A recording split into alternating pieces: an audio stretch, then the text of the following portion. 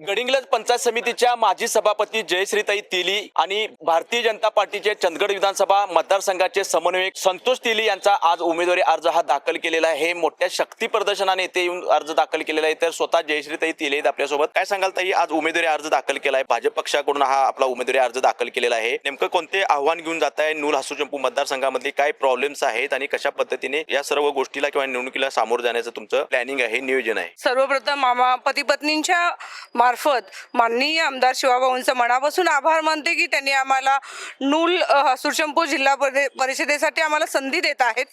आता आम्ही दोघेही फॉर्म भरतोय। आमच्या दोघांमधून एक फॉर्म त्या ठिकाणी पक्षाचा अधिकृत फॉर्म त्या ठिकाणी फॉर्म असेल आणि कमळ चिन्हासाठी आम्ही धडपडतो आहोत। आपल्याला सांगताना आनंद होतो की विकासाची गंगा वाहायला चालू झालेली आहे। आज आपण बघता आहात शक्तीपीठ महामार्ग चंदगडमध्ये जेव्हा इथं मार्ग नव्हता किंवा या भागात येणार नव्हतं तो आणलं। अशा अनेक गोष्टी ज्या आपल्या भाग आज म्हणजे विकासापासून वंचित असणारा आपला भाग विकासाची गंगा वाहायला चालू झालेली आहे आणि ही विकासाची गंगा तळागाळापर्यंत आणखीन मोठ्या प्रवाहानं प्रवाहित करण्यासाठी आम्ही या ठिकाणी कटिबद्ध आहोत आणि तोच अजेंडा घेऊन सर्वसामान्य माणसाचं हित आणि शेवटचा माणूस सुखी झाला पाहिजे हाच ध्यास अंगी बाळगून मनी बाळगून आम्ही या इलेक्शनला सामोरे जात आहोत। काल जो अण्णांचा प्रवेश झालेला आहे शिवप्रसाद तेलींचा, त्या प्रवेशामुळे भाजपला बळ मिळाले किंवा तुमच्या उमेदवारीला कशा पद्धतीने त्याचा फायदा होईल वाटतं आपल्याला? नक्कीच फायदा होणार आहे।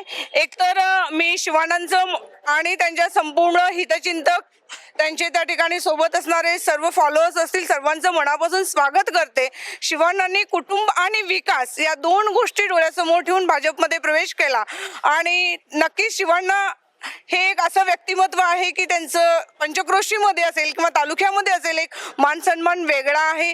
त्यांचेही त्या ठिकाणी खूप मोठे संबंध आहेत आणि याचा आम्हाला भाजपला नक्कीच फायदा होणार आहे। तुम्हाला दोन्ही राष्ट्रवादीचं आव्हान असणार आहे, तुमच्या समोर जे उमेदवार असणार आहेत ते दोन्ही राष्ट्रवादीचे असणार आहेत। आव्हान आहे हे मान्य आहे, पण विकास घेऊन आम्ही जातो आहोत। आम्ही कुणावर टीका टिप्पणी करत नाही आहोत। जे भाऊंनी काम केलेलं आहे, जी मी सभापती म्हणून काम केलेलं आहे, ही काम घेऊन विकास घेऊन देवाभाऊंचं काम आहे, मोदीजींचं काम आहे आणि भाजप कमळ आज तिथे नितांत गरज आहे भाजपच्या सत्तेची। पंचायत समिती असेल, जिल्हा परिषद असेल, इथं त्या ठिकाणी कमळच असणार आहे। सर्वत्र कमळ फुलला पाहिजे हाच ध्यास घेऊन आम्ही सर्वसामान्य माणसांपर्यंत जातो आहोत आणि सर्वसामान्य माणसांच्या मनामध्ये घराघरामध्ये आज कमळ फुलतो आहे। लोकांच्या डोक्यांमध्ये फक्त कमळ आहे, कारण महायुती सरकारच लोकांच्या जनकल्याणाच्या योजना ज्या करतायत तिथे सर्वजण त्या ठिकाणी अबाल वृद्धांपासून म्हणजेच अगदी लहान मुलांपासून गर्भधारणा झाल्यापासून ते शेवटच्या क्षणापर्यंत इतक्या योजना आहेत की कोणीही योजनांपासून वंचित नाही। तो गरीब असू दे, श्रीमंत असू दे,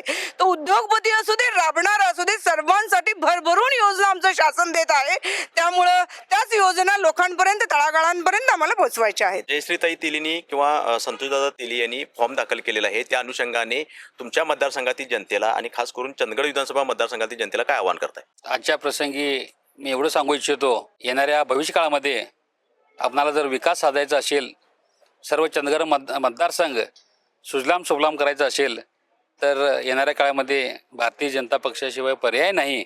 त्यामुळं सर्व मतदार बंधू भगिनींना माझी नम्र विनंती आहे, सर्वांनी आपण कमळ या चिन्हावरती बटन दाबून सर्वच मतदारसंघातील आणि संबंध मतदार चंदगड विधानसभा मतदारसंघातील सर्वच पंचायत समिती आणि जिल्हा परिषद सदस्यांना निवडून द्यावं अशी मी विनंती करत आहे। भाजपाचं जे काम आहे हे केंद्रात आणि राज्यात आहे, सत्ता ही केंद्रात आणि राज्यात आहे। तिथून जी विकासगंगा येते ही मतदारसंघात येत असून आपल्या जिल्हा परिषद मतदारसंघात येण्यासाठी आपल्या या जिल्हा परिषद मतदारसंघामध्ये भाजपाचं कमळ येणं गरजेचं आहे। तेव्हा सर्व जनतेने सर्वांगीण विकास होण्याच्या दृष्टिकोनातून आपल्याला एकदा संधी द्यावी असे आव्हान आज उमेदवारी अर्ज दाखल केल्यानंतर लाईव्ह टुडे मराठीच्या माध्यमातून केलेलं आहे।